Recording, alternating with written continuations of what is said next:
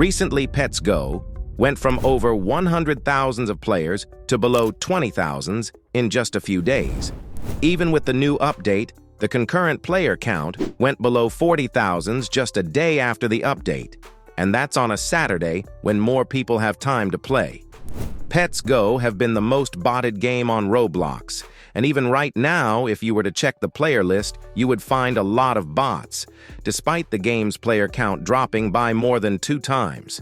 Now the thing is, you can actually see a player count drop in Pet Simulator 99 too on the exact same day, but in this case, it didn't really affect it that much. The reason as to why these player count drops even happened, could be a bot ban wave, would really make sense honestly. But then Pets Go also has some gameplay issues which really does not help to maintain the player count. The gameplay issues can be the updates. As an example, right now we got this Clover Tycoon event, which is really not the best one this game have had. It's basically the Egg Tycoon, but worse, it has the big egg you can hatch, merchants and upgrades, just like what Egg Tycoon had. The theme is different, and of course the way you get coins is different too, but otherwise it's pretty similar, but players doesn't seem to like it as much. Then going back to the thieving updates in Pets Go, it was yet again a reskin of a different update, the mining update. In this case, it's actually just a copy-paste with some very small changes, and of course, people also liked it less than the mining update. What I'm trying to prove is the fact that actual players just slowly quit more and more with time because of the game's updates becoming less fun and pretty much repetitive. The game is meant to be something you just leave to AFK, but even that might become boring if you don't get anything good. The fishing update that came out a week ago, as of right now, apparently was too hard even for bot farmers. And if you were to check how many of the huge pets exists, well, it's about 6,000, and less than 100 Titanic pets. Compared to, for example, the Valentine's update, which actually did really good, there was a huge pet with over 100,000 of exists in the game. The problem here is that developers made huge pets easy already, so making it hard out of nowhere again would make less people want to play it.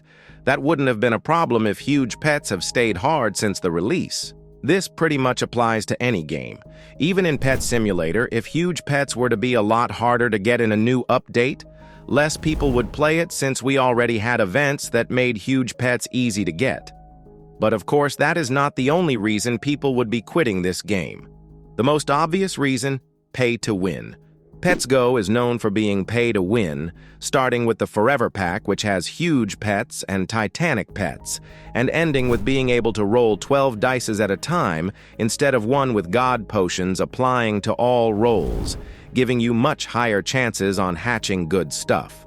The game has many different game passes, less and more overpowered, and combined with the items every update has, you can easily get for Robux. Pay-to-win players get a really big advantage. But free-to-play players did get something good too. Valentine's event was a good event for everyone because you could actually easily get diamonds without having to trade or spend Robux, so it did get both more free-to-play and pay-to-win, but pay-to-win players got a bigger advantage for sure. A game having pay-to-win aspects is not a bad thing, but it highly depends on how you implement the pay-to-win aspects. Forever Pack, for example, is fully based on RNG, but it does at least show you most of the items you will get when buying the next step. But in that Forever Pack, you got items like God Potions and huge eggs. These are fully random, you can say you kind of gamble, but in this case there is no money prize, you always will get in-game items, but you never know which ones. And there is some controversy to God Potions. You see, when they came out, they were way more powerful than they are right now. What's the issue with nerfing them? Well, the only way to find out if they got nerfed was to use them, because big games would never mention their nerfs. And what makes all of this worse is that one tweet from Preston you've probably seen before, where he says they never silently nerf things, even thought many in the community knows that's not true.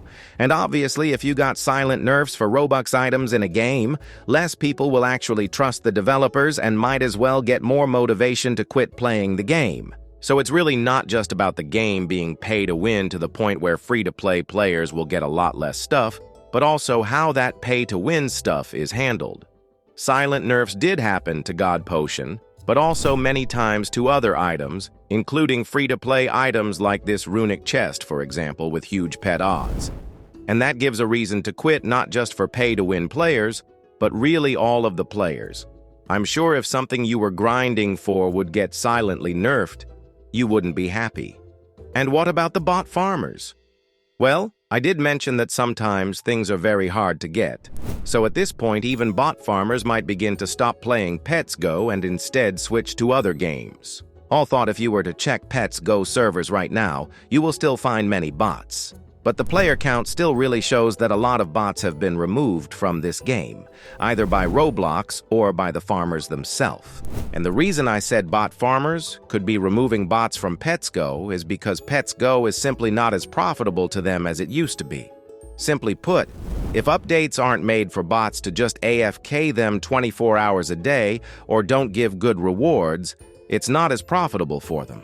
That means they could switch their bots from Pets Go to a different game that would be more profitable to bot farm, and therefore Pets Go would have a lower player count.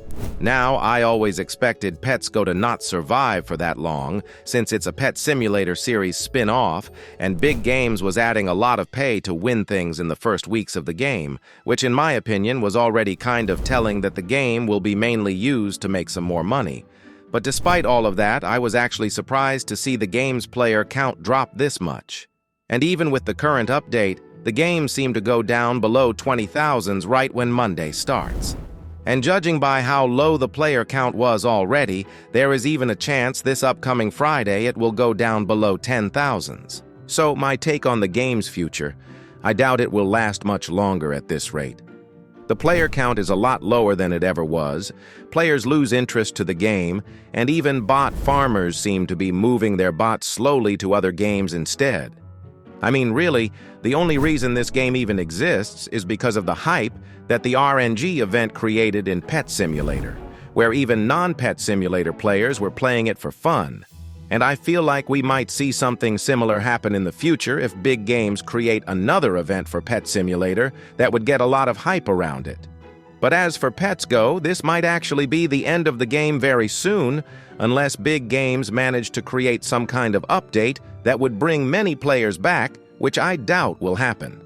Just a month ago, it wouldn't drop below 100,000 players, but now it only reached that number for a very short period of time when the update came out. That alone just really shows how many bots and players have left the game. But anyway, what do you think about Pets Go? And when do you think it will stop being updated? Make sure to like and subscribe if you enjoyed this video. I would really appreciate that. You can watch one of these videos while waiting for a new one. They are good too. Join my Discord server. You can chat with me and other members. The link is in description, and I will see you soon.